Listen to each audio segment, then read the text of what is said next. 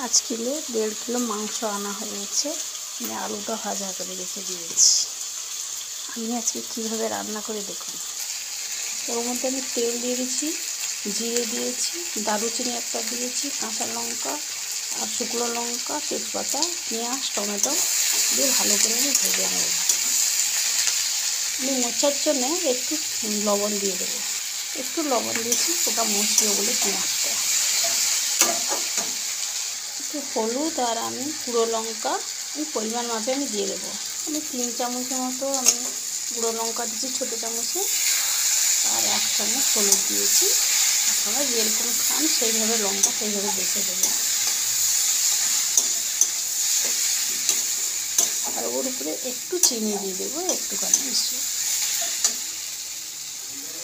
আমি 2 চামচের মতো কাজু আর চালমগজ বাটা আছে সেটা দিয়ে দিচ্ছি। কাজু আর চালমগজ আমি 2 চামচ দিলাম। একটু জল একটুখানি দেবো, একটা মশলাটা করার জন্য আমি একটু জল দিয়েছি। সেই কাজু কিশমিশ বাটার সেই জলটা আমি দিয়েছি। কিশমিশ না, সরি, কাজু আর চালমগজ সেই বাটাটা দিয়েছি। জল একটুখানি ঢাকা দিয়ে দেবো 1 মিনিট মতো, দিয়ে তেলটা ছেড়ে দিলে আমি তাতে মাংস তুলব। আমি ঢাকাটা খুলে নিয়েছি, হালকা তেল ছেড়ে দিয়েছে। এবার আমি মাংস তুলে দেবো। মাংসটা তুলে দিয়েছি, একটু নাড়া করে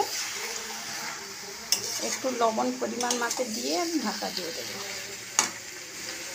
আমি আলুটা ঢেলে দিয়েছি, ভাজা আলুটা এর মধ্যে আমি নাড়তে থাকবো। আগে 5 মিনিট মতো আমি ঢাকা দিয়ে দেবো।